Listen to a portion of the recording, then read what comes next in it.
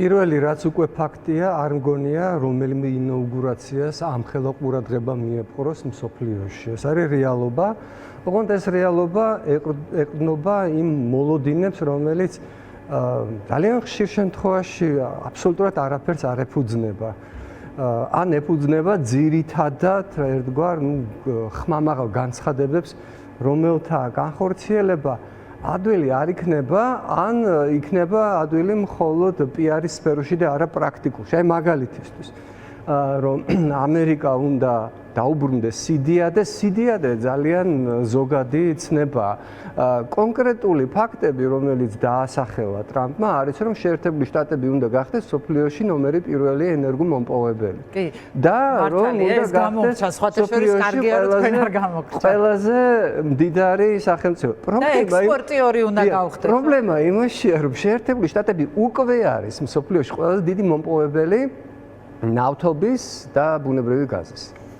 არის უკვე, ეს უკვე წლების განმავლობაში ფაქტია.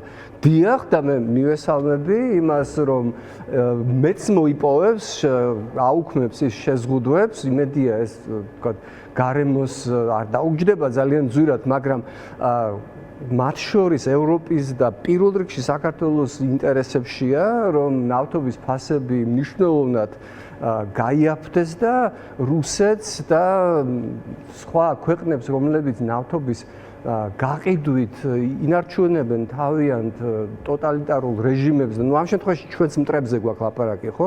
რუსეთის ბედი ძალიან ხშირად ყოფილა განსაზღვრული მსოფლიო ნავთობის ფასი. მივესალმები, იმიტომ რომ ის აუცილებლად ჩამოიწევს დაბლა. მივესალმები იმას, რომ ევროპელებს ექნებათ მეტი წვდომა ამერიკულ გათხევადებულ გაზზე მაგალითად და აღარ იქნებიან მათ შორის პრო-რუსულ ლობისტებს აღარ ექნებათ შესაძლებლობა იმის ძახზე, აი რა ვქნათ, კი არ გვინდა ეს რუსული გაზი, მაგრამ აბა სხვა არ არის, იქნება ბატონო მეტი.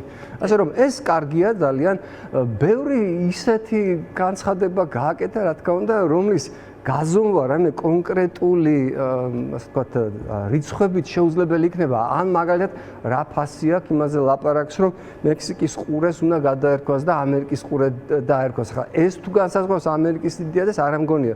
და ეს თუ გააკეთეს, მაშინ ახალ ნიუ-მექსიკოს შტატს სახელს არ გადაარქვევენ, ან ტეხასს. იყო, რა თქმა უნდა, მას ჩვევია ასეთი განცხადებების კეთება. მაგრამ მთავარი რის გამოც ჩვენ უყურებთ ყველაზე დიდი ინტერესით არის ის, რომ კიდევ ერთხელ ამას ვადასტურებ, რომ არანაირი საფუძველი იმის მიუხედავად, რომ ზოგჯერ ქართულ ოცნებაში იმეორებენ ხოლმე თუთიყუშებივით გარკვეულ ტერმინებს და გარკვეულ ლოზუნგებს, რომელიც ესმით ტრამპისგან, არანაირი საფუძველი იმის მოლოდინის, რომ ტრამპის ამერიკა ოდნავ-მაინც კეთილგანწყობილი იქნება ივანიშვილის და მისი რეჟიმის მიმართ არ არსებობს და ფაქტები არის ამისი, რომ ივანიშვილის ოპოზიციას ამის უკლებლივ სულ ყველას აქვს თავიანთი გარკვეული ურთიერთობა უკვე ტრამპთან და მის განრემოცვასთან და არ აქვს ივანიშვილს და მის განრემოცვას. აი ეს არის მარტივი ფაქტი.